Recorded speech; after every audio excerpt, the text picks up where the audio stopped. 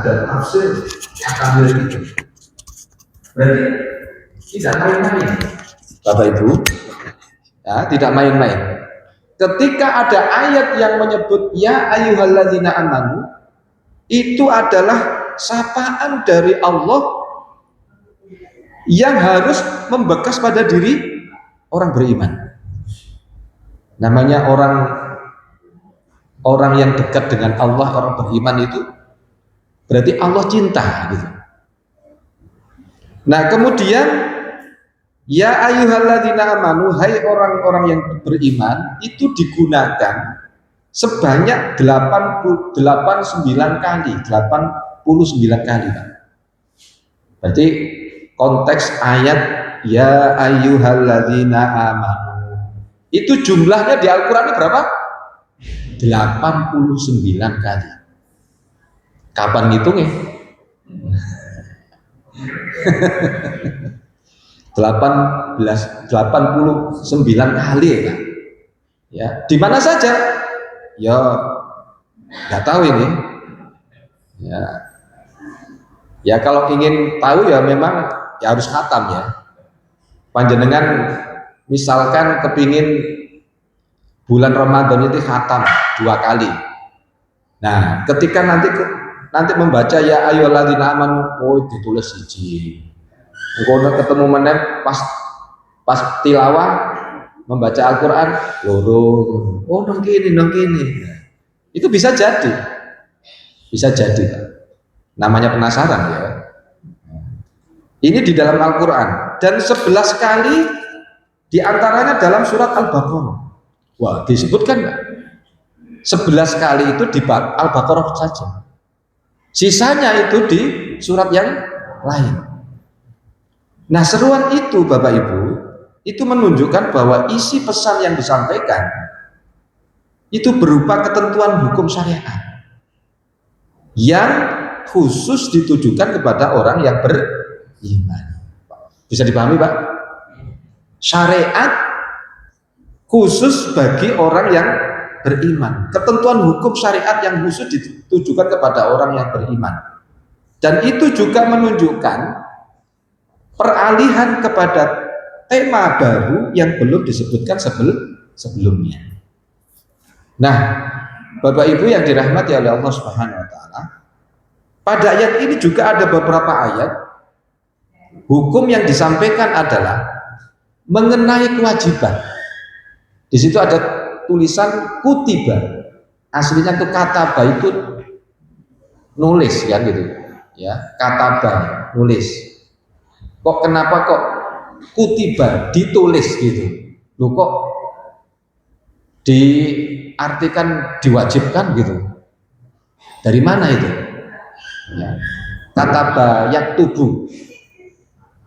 Bahasa Arabnya itu artinya itu kataba yaktubu itu menulis. Kataba yaktubu. Tapi kalau di sini kalau di Al-Qur'an kok diwajibkan? Seharusnya kan wajaba yujibu kan gitu. Seharusnya kan? Tapi di sini diartikan kalau letterlek bahasa Arabnya itu kata bayak tubuh menulis, kalau kutiba ditulis. Seharusnya kan bacaannya ya ayyuhalladzina amanu, hai orang yang beriman, kutiba ditulis. Ya ngono ya. Kok gak cocok ya? Kutiba ditulis alaikum atas kalian asyamu siam, loh gak cocok, Pak. Ya kan? Berarti di situ walaupun tidak terlek, tetapi bagaimana itu menunjukkan adalah penekanan kewajiban. Nah, mengenai kewajiban pelaksanaan puasa yang dalam tema Al-Qur'an disebut asyam. Di situ kata asyam itu Bapak Ibu dan terkadang dipakai asaumu. Halo? Ada asyam, ada asaumu. Bentuk masdar dari kata kerja soma. Nah, dari kata soma. Kemudian secara harfiah Kedua kata itu berarti menahan diri kan. Asyam, asaumu itu menahan diri. Berarti artinya itu asyam, asaumu itu artinya dari bentuk masdarnya itu yaitu artinya menahan diri atau tidak melakukan sesuatu. Berarti berarti poso niku yo nahan hawa nafsu, menahan lesan, wis kajenge muring-muring gak sida ditahan kan gitu Pak ya. Jenenge poso gitu. Nah itu berarti asaumu bukan asyam. Asaumu itu menahan diri. Kalau asyam puasa. Kemudian ada frase nazartu lirrahmani sauma. Nah, itu aku bernazar kepada Allah yang Maha Pemurah untuk puasa. Itu di surat Maryam. Surat Maryam. Berarti surat Maryam itu aku bernazar kepada Allah yang Maha Pemurah untuk puasa. Artinya gini, menahan diri untuk tidak berkata-kata. Berarti Maryam itu poso, bukan sekedar poso sing menahan diri dari apa? Makan minum. Berarti Maryam itu adalah gak ngomong. Jadi gampangannya poso bisu ya. Menurut surat Maryam enggak Pak ya? Nazartu lirrahmani sauma. Kalau asyam beda, kalau asaum itu menahan diri. Berarti Maryam itu nggak ngomong-ngomong, meneng tok. Iya. Ya. Bisu kapangannya dia. Somati arihu artinya apa? Angin reda. Somati rihu. Kalau ungkapan-ungkapan siam itu kalau berubah-berubah itu ternyata menahan, ya reda. Berarti anginnya reda. Nah. Khailus siam artinya apa? Unta yang tidak bergerak.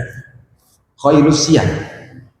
Khailus siam itu unta yang tidak bergerak. Berarti untanya meneng gitu Pak. Gitu. Kemudian ada somatin nadabatu anil akli wal jazzi. Binatang itu berhenti tidak makan dan berhenti tidak berjalan.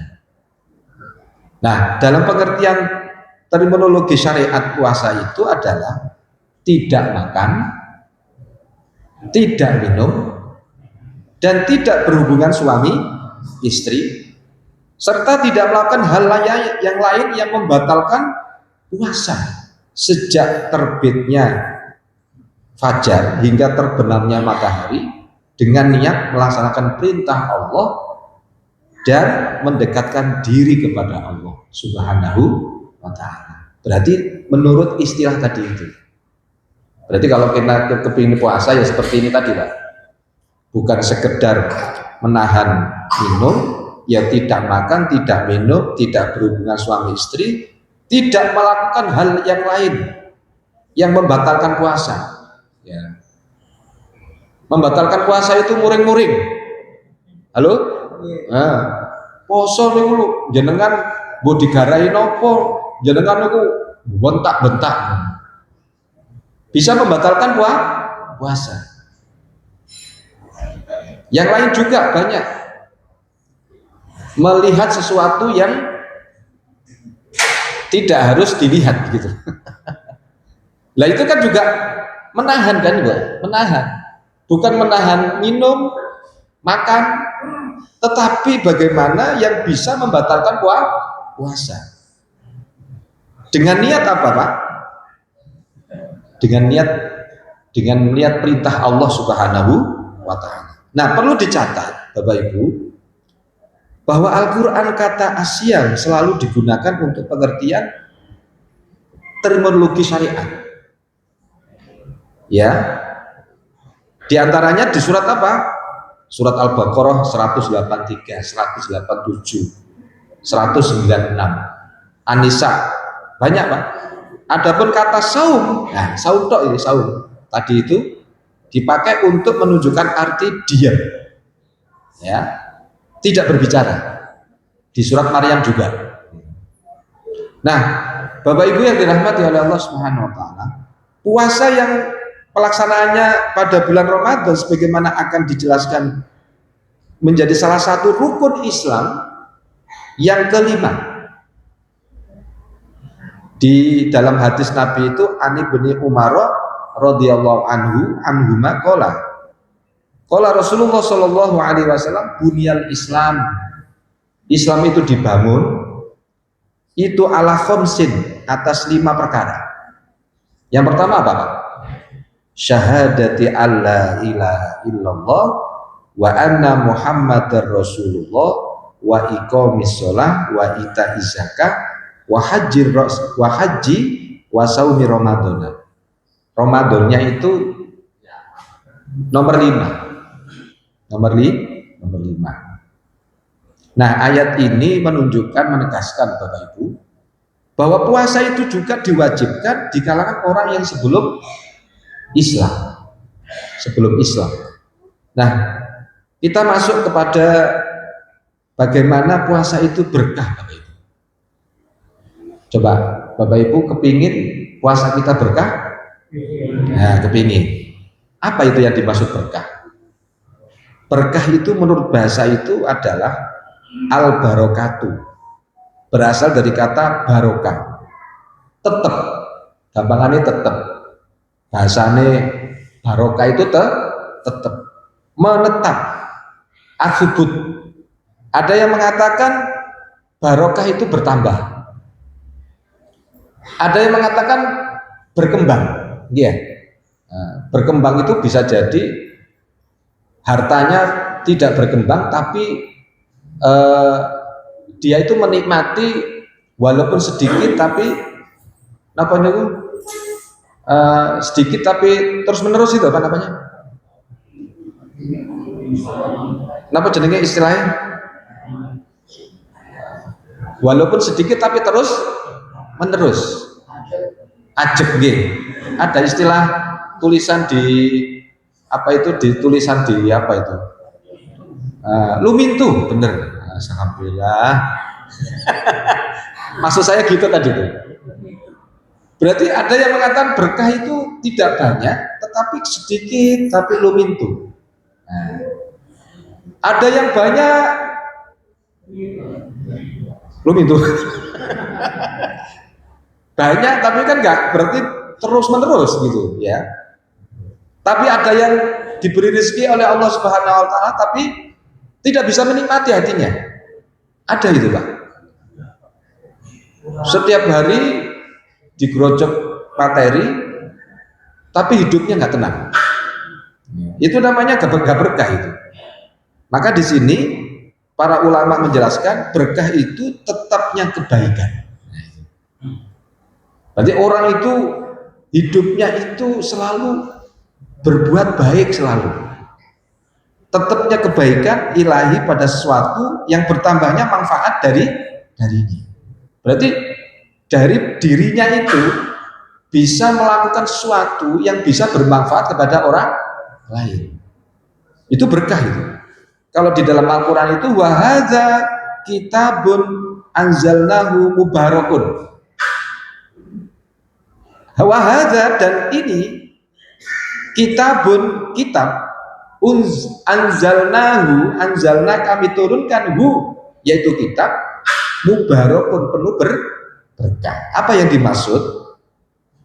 Yang dimaksud Al-Quran itu membawa kebaikan itu adalah terus bertambah bagi yang membacanya. Jadi kalau orang itu kalau membaca Al-Quran dengan istiqomah gitu Pak, itu sebuah kekuatan pada dirinya. Halo? Orang yang tidak pernah membaca Pak, itu berbeda. Sampai-sampai ada yang mengatakan jin itu loh Pak, setan itu kalau mendengarkan bacaannya orang yang membaca itu kadang seneng Pak, kan seneng, dan itu bisa menolak balak pada dirinya.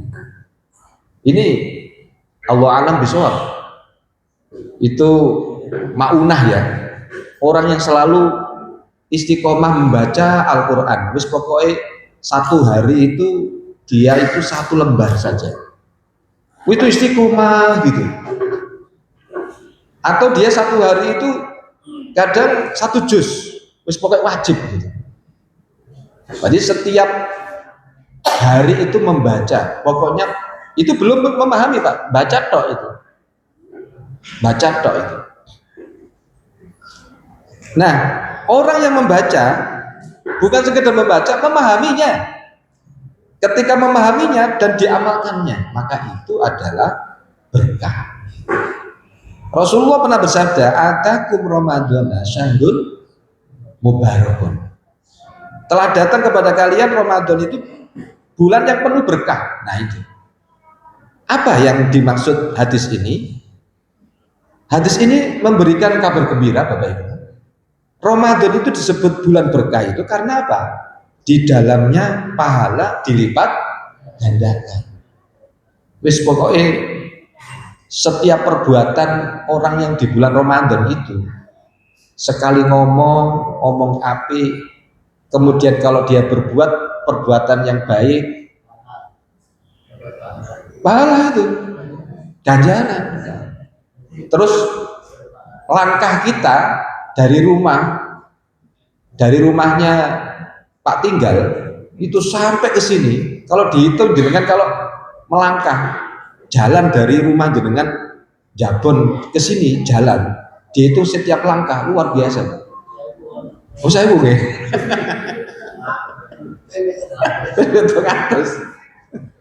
Dihitung. Berarti kalau orang yang beriman itu setiap perbuatan dan nafasnya itu bermakna. Halo? Bermakna Pak? Nah itulah berkah. Jadi berkah. Kemudian Rasulullah juga pernah bersabda, ya, idza jaa ramadhana futihat abwabul jannah. Berkali-kali itu didengarkan di apa itu? Di kultum ini. Idza apabila jaa telah datang Ramadhana, yaitu bulan Ramadan.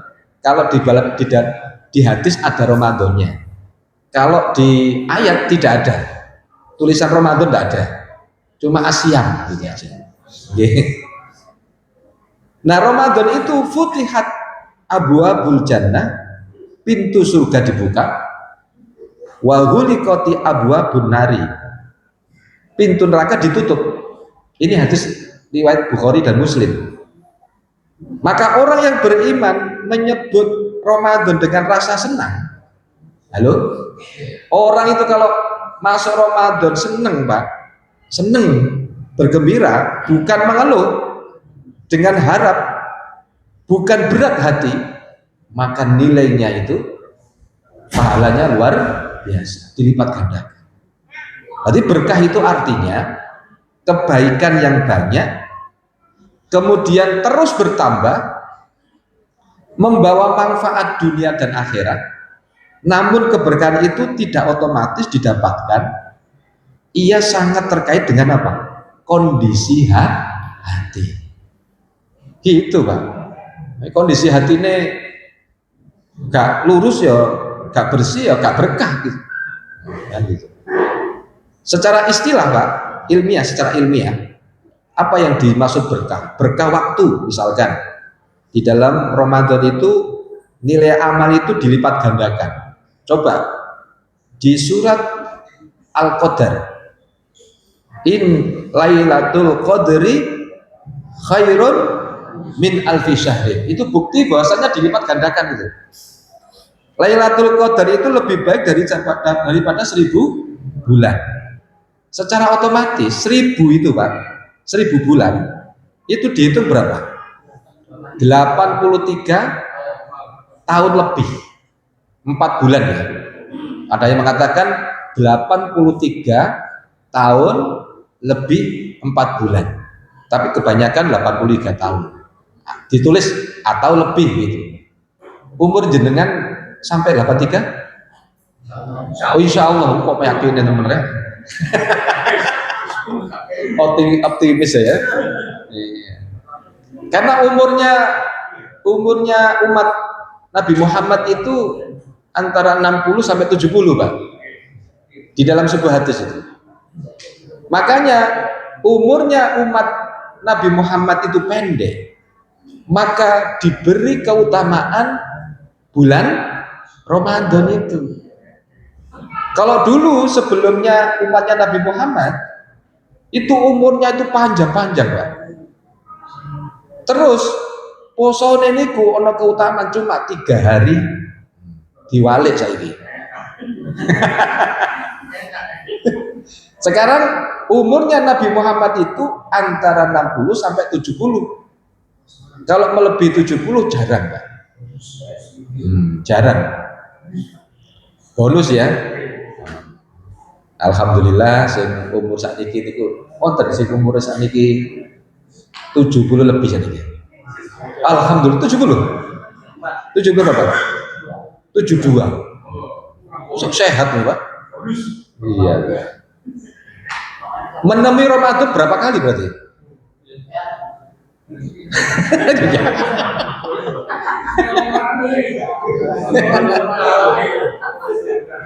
Gak ada jadi itu ya. Kali. Ya 17 ya. Ilinge. Terus gak dihitung sing pas bayi-bayi enggak hitung ya.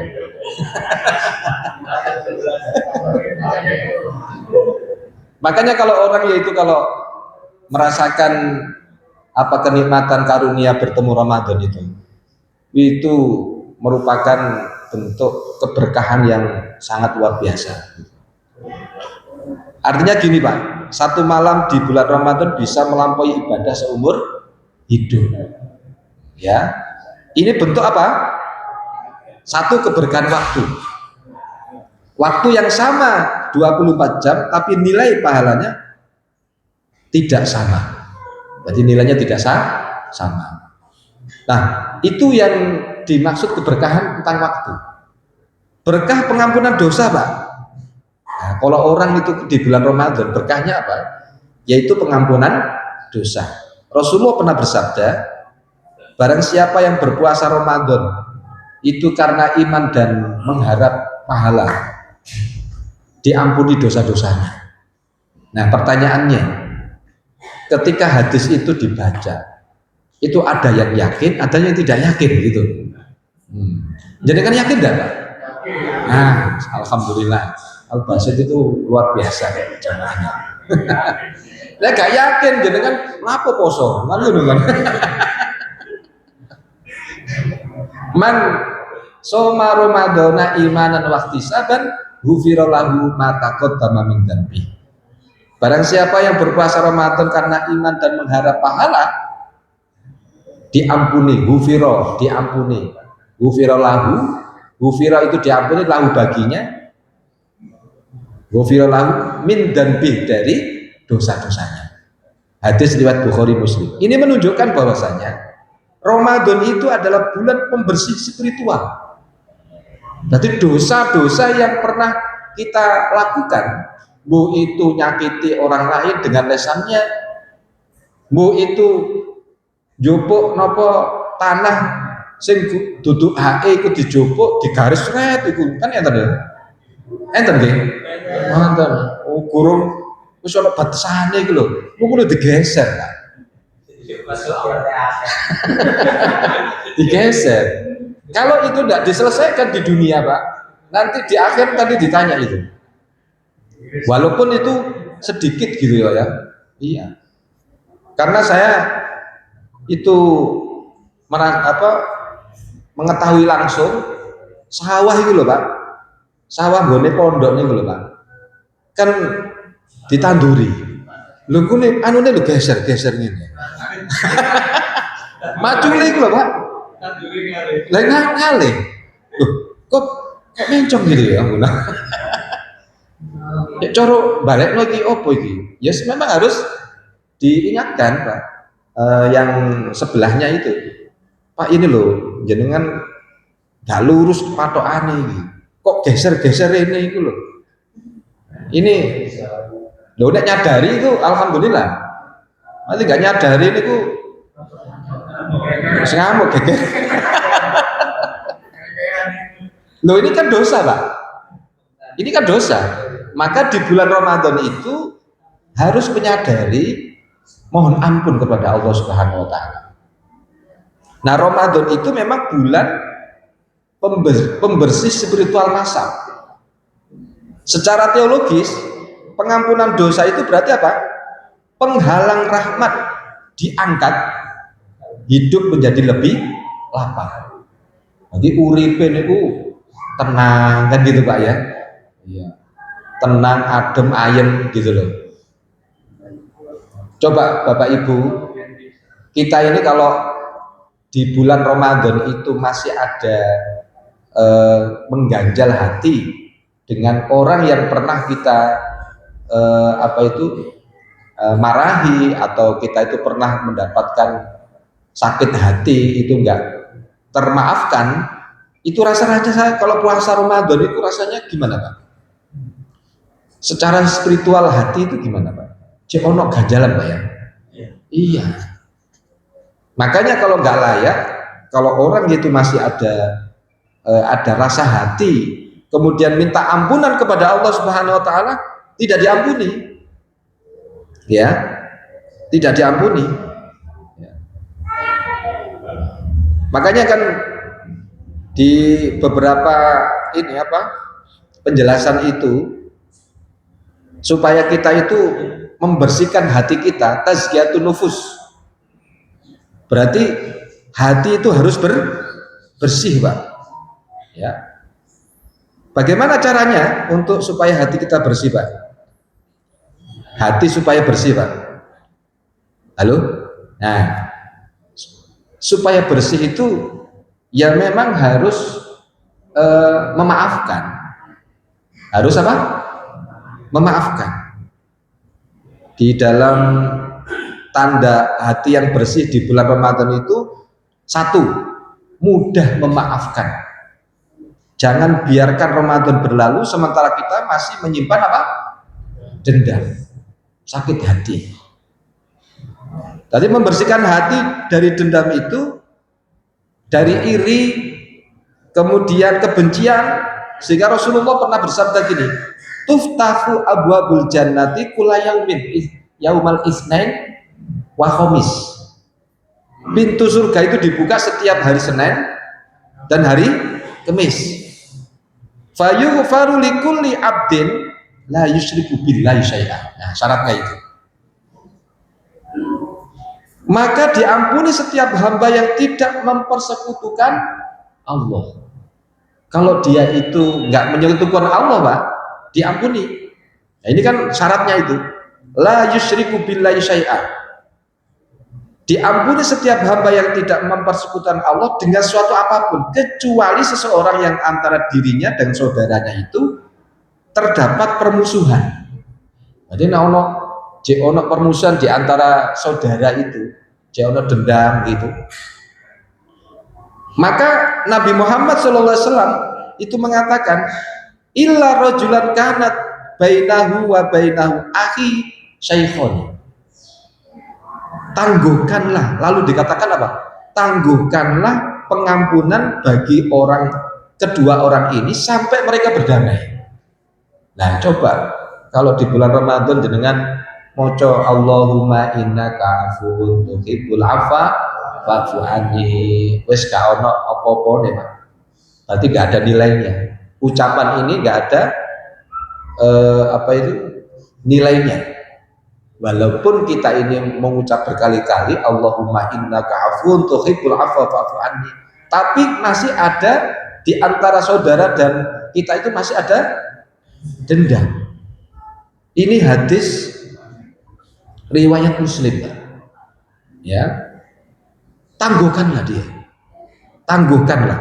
Lalu dikatakan tangguhkanlah pengampunan bagi kedua orang ini sampai mereka itu berdamai. Makanya kalau sebelum Ramadan itu silaturahim, minta maaf, ya. Walaupun minta maaf itu ya jangan menunggu sebelum Ramadan. Minta maaf ya setiap hari, ibadah itu. Nah, berarti memaafkan itu ibadah setiap hari. Tidak harus menunggu sebelum Ramadan, tidak harus setelah Ramadan. Karena ini adalah ibadah, bukan tradisi. Halo? Bukan tradisi. Puasa Ramadan itu bukan tradisi, tetapi syariat, ibadah yang diperintahkan oleh Allah Subhanahu wa taala. Berarti memaafkan kesalahan orang lain itu juga ibadah. Jangan menunggu habis hari raya. Jangan menunggu sebelum Ramadan. Orang yang menyimpan permusuhan akan terhalang dari ampunan.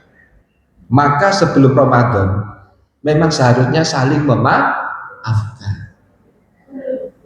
Berarti memaafkan itu bukan agenda tahunan, Bapak Ibu, tapi sikap hidup memang. Sikap apa? Hidup. Kalau memaafkan hanya dilakukan sebelum Ramadan, setelah Ramadan kita kembali menyimpan luka, berarti yang berubah hanya apa? Halo? Yang berubah apa? Kalendernya tok. Oh, kalender itu. Bukan hatinya gitu. Nah, Islam mengajarkan Bapak Ibu bahwa dendam mengikat kita pada masa lalu, iri dengki itu bisa menggerogoti apa? Amal tanpa terasa. Amal kebaikan yang kita lakukan itu digrogoti, Pak. Gampangan itu ono kayu, ya. Kayu digrogoti ambek apa? Rayap. Dan ketole kayune api. Rayape nang jero. Wis bolong-bolong, Pak. Moro-moro ditotok ya truk ngono tok wis. Bisa jadi amal perbaikan kita itu digrogoti dengan hati yang iri, hati yang dengki, hati yang dendam.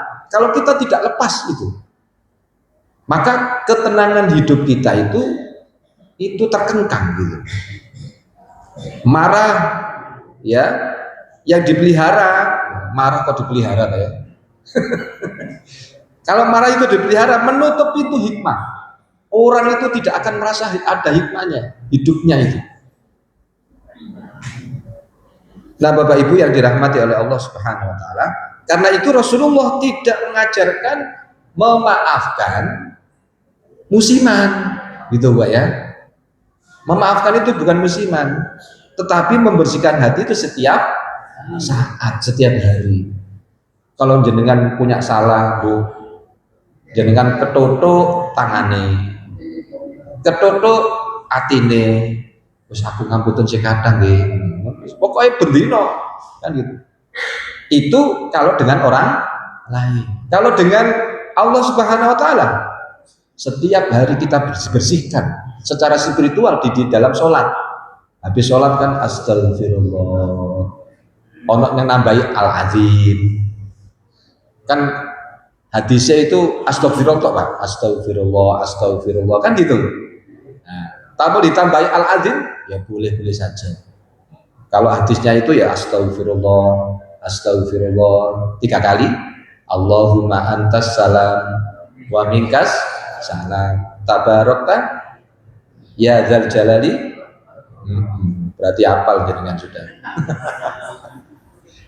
Ada ditambah juga Allahumma la mani alima a'taita wa la mu'ti alima manahta wa la yanfa'u dzal jaddi mikal jaddu. Nah, itu langsung subhanallah. Rasanya nih kuno, kita setiap sholat itu kemudian zikir seperti itu, rasanya ati merotol. Boten merotol ati. Ati niku ati tenang. Astagfirullahaladzim. Lesan mengucapkan astagfirullah, atine nopo ayem. Ketika kita itu punya hati yang tidak baik kepada orang lain, itu merotoli astagfirullahaladzim, aku duwe salah nang Pak Sugeng ya Allah. Loh, dengan istighfar itu mengetuk Pak, namanya detok, namanya detok apa? Ya detoksisasi, bahkan mau supaya menghilangkan hati itu dengan istighfar dulu di tutup itu astagfirullah. Aku duwe sawetan Pak Sugeng ya Allah. Kan gitu Pak ya. Ini penting itu Pak. Perlu ada kesadaran di diri kita. Berarti hati yang bersih itu cirinya apa Pak? Yang sederhana ya. Yang sederhana saja. Apa Pak? Kira-kira hati yang bersih, hati yang bersih itu cirinya yang sederhana bagaimana? Gimana Pak? Masuk apa Ustaz ditakoi dan jelas no ya. Di antara ciri yang sederhana itu adalah tidak sibuk menghitung kesalahan orang lain. Itu salah satu ciri yang sederhana. Enggak goleki kesalahan orang lain. Bo waktu bo gerake ngono lho di komentari. Lapo sih kayak ikut komentari dia. Yang kedua, ciri orang yang bersih hatinya itu adalah tidak gelisah melihat nikmat pada orang lain. Jenengan gelisah enggak? Boten nggih. Saya ya kok gelisah ndak ya jenengan. Misale Pak Sugeng niku duwe entuk hadiah. Alphard, ya kekeden Pak, sepeda motor ngono lho. Sepeda motor ini nyala. Itu hadiah. Hadiah teko ndi ngono sebagainya ya. Loh, dipetoten Masjid Al Basit. Oh, nyar Pak Sugeng. Alhamdulillah. Jenengan enggak apa dong? Enggak sedih, enggak gelisah. Orang gelisah itu kadang wajahnya kelihatan. Tetapi kalau itu bersyukur sampai alhamdulillah jenengan angsal hadiah sepeda motor. Enggak kalau dongakno ya. Itu meneh kan itu. Jenengan gitu Pak? Halo? Jenengan gitu kan? Boten. Ya harus ciri khas ini, ciri hati yang bersih yang sederhana itu. Ya. Tidak gelisah melihat nikmat pada orang lain. Yang ketiga, yang hati yang bersih, cirinya yang sederhana itu tidak berat untuk mendoakan kebaikan bagi yang menyakiti. Nah. Oh, apa itu? Angel ini. Sebenarnya kalau urusan gampang atau mudah itu, gampang atau mudah? Nggak boleh ada sulit Pak. Kalau ucapan kita sulit, pasti hadir sulitnya. Tapi kalau kita mengatakan bahwasanya tidak berat untuk mendoakan kebaikan bagi yang menyakiti, mudah atau gampang? Halo? Mudah dan gampang. Loh, nah ono angele, jelas angel Pak. Itu kan pikiran kita sendiri yang menghadirkan itu. Tapi kalau kita menghadirkan mudah gampang, itu lo bisa. Karena pikiran kita. Coba contoh Pak, jenengan boten saged maca Quran. Ya. Wis tuwek ngene iki. Wis tuwek lho. Gak iso maca Quran, tapi kepingin. Oh, iraku iki wis tuwek lho kan gitu. Lah, kalau kita mau belajar, bisa enggak? Nah, itu kan pikiran kita. Pikiran kita, semangat dan niat itu bisa. Nah, tidak berat untuk mendoakan kebaikan orang yang menyakiti, itu sebenarnya mudah. Tergantung pikiran kita saja. Gampang atau mudah, Pak? Lu kok wangel ya dengan itu? Mudah ya? Harus mudah. Tiga gampang aja loh. Rata berat ini. Nah, Bapak Ibu yang dirahmati oleh Allah Subhanahu wa taala, Ramadan itu hanyalah momentum, bukan batas waktu, Pak. Ramadan itu cermin, memperlihatkan sejauh mana hati kita sudah dibersihkan sebelumnya, atau orang yang hatinya sudah terbiasa memaafkan. Kalau orang yang sebelum Ramadan itu membiasakan untuk memaafkan, selalu mendoakan orang yang menyakiti, itu sudah dibiasakan. Ramadan itu akan ringan gitu Pak. Melakukan ibadah itu ringan. Posone wis ringan sekali. Nggak ada beban, tapi yang baru belajar memaafkan saat Ramadan. Nah ini. Saat Ramadan, ibadahnya itu terasa apa? Berat. Terasa berat karena hatinya masih penuh beban dia. Penuh beban. Maka pesan penting adalah jangan tunggu Ramadan itu untuk memaafkan. Jangan menunda membersihkan hati dengan alasan waktu. Membersihkan hati itu ibadah harian Pak. Ya, memaafkan itu adalah latihan jiwa untuk orang yang beriman. Latihan jiwa orang yang beriman setiap saat selama hidup ini masih dikandung badan. Maksudnya berarti ruhnya masih ono gitu loh. Nek ruh gak ono berarti gak ono awak gitu. Makanya baik bener Pak. Selama hayat masih dikandung. Nah, nek wis pisah ambek ruh berarti gak nang badan. Nah, Bapak Ibu yang dirahmati oleh Allah Subhanahu wa taala. Kemudian bagaimana untuk kita supaya kita ini hati kita bersih, ikhlas dalam beramal. Asyamu li wa ana ajzi. Kita harus meyakini Pak, poso jenengan, puasa kita itu yang mengganjar itu langsung Allah. Itu kita yakini. Asyamu, puasa itu adalah li, untukku. Wa ana ajzi bih, dan aku sendiri yang akan membalasnya. Ya, maksudnya apa? Orang yang berpuasa itu jujur atau tidak ya, yang bisa itu ya dirinya sama Allah. Nggak tahu jenengan melo buka ngono iku arek cilik-cilik iku gak kuwate niku melbunan napa jeding saking gak kuwate karo kaya wudu tapi perut ya karo berarti puasa itu melatih keikhlasan ya karena hanya Allah yang tahu apakah kita benar-benar berpuasa. Kemudian yang berikutnya hati supaya bersih Pak, lembut dan takut kepada Allah Subhanahu wa ta'ala. Innama yataqabbalullahu minal muttaqin. Sesungguhnya Allah hanya menerima dari orang yang bertakwa saja. Berarti amalan yang Allah terima itu kok cuma orang-orang yang beriman tok. Surat Al-Maidah ayat 27. Berarti orang yang bertakwa itu diantaranya yang diterima oleh Allah amalnya, orang bertakwa itu satu, hatinya bersih. Dua, tidak merasa paling suci. Ya, merasa tidak paling suci. Tidak merasa amalnya paling banyak. Amal aku akeh. Sholat jamaah, baca Quran, lalu dihitung. Merasa amalnya itu banyak. Ya, jangan sampai. Itu kadang nggak terasa, Pak. Ada orang yang setiap hari sholat tapi tidak di masjid. Memang kesempatannya cuma maghrib isya tok.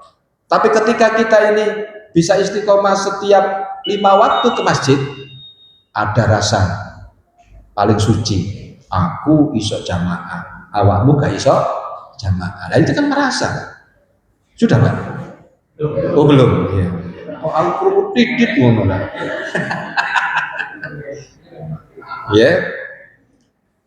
Selalu merasa butuh ampunan Allah Subhanahu wa ta'ala. Nah, cara membersihkan hati di bulan Ramadan itu perbanyaklah istighfar. Ya. Yang kedua, perbanyaklah tilawah Al-Qur'an. Yang ketiga, ini sedang cepet Pak ya.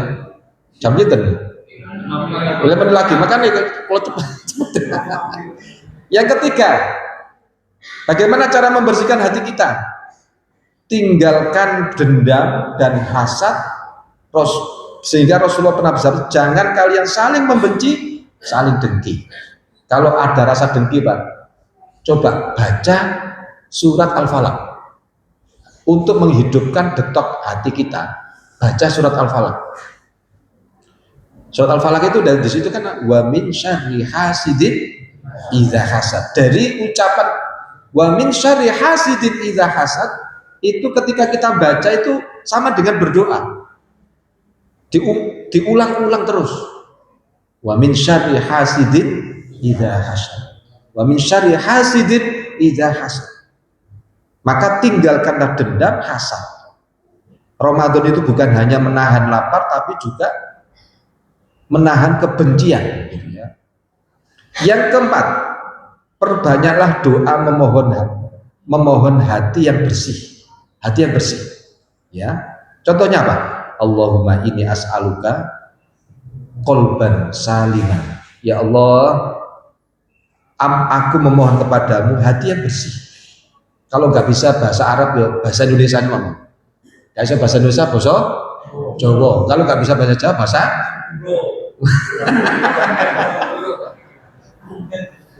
Ya Allah, bersihkanlah hati kami ya Allah. Kan gitu kan? Bahasa Jawa ini apa? Ya Allah.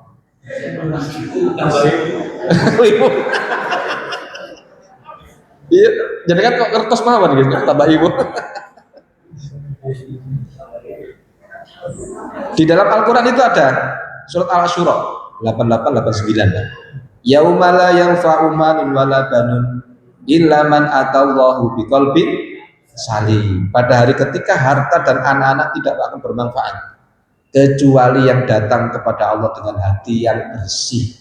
Berarti menghadap kepada Allah itu hatinya bersih. Kesimpulannya, Bapak Ibu, mari Ramadan bukan sekedar banyak rakaat, panjangnya tilawah, ramenya masjid gitu, tetapi tentang seberapa bersih hati kita setelah Ramadan berlalu. Mudah-mudahan bermanfaat Bapak Ibu, dan Allah Subhanahu wa taala memberikan kemudahan bagi kita untuk bisa memaafkan kesalahan orang lain, dan kita diberi kemudahan untuk bisa mendoakan kebaikan orang yang menyakiti kita. Amin ya rabbal alamin. Innallaha wa malaikatahu yusholluna 'alan nabi. Ya ayyuhalladzina amanu shollu 'alaihi wa sallimu taslima. Allahumma sholli 'ala Muhammad wa 'ala ali Muhammad kama shallaita 'ala Ibrahim wa 'ala ali Ibrahim fil 'alamin innaka Hamidum Majid. Ya muqallibal qulub tsabbit qalbi 'ala dinika. Ya muqallibal qulub tsabbit qalbi 'ala dinika. Allahumma la sahla illa ma ja'altahu sahla wa anta taj'alul hazna idza syi'ta sahla. Rabbi habli minas sholihin. Rabbi ja'alni muqimas shalah wa min dzurriyyati rabbana taqabbal du'a. Rabbi habli hukma wa alhiqni bis sholihin waj'alni lisana sidqin fil akhir waj'alni min warasati jannatin na'im. Rabbana atina fid dunya hasanah wa fil akhirati hasanah wa qina adzabannar. Subhana rabbika rabbil izzati amma yasifun wa salamun 'alal mursalin walhamdulillahi rabbil alamin. Mohon maaf Bapak Ibu, apa yang saya sampaikan dari tahap tutup dengan hamdalah alhamdulillahi rabbil alamin. Subhanakallahumma wa bihamdika asyhadu an la ilaha illa anta astaghfiruka wa atubu ilaik. Wassalamualaikum warahmatullahi wabarakatuh.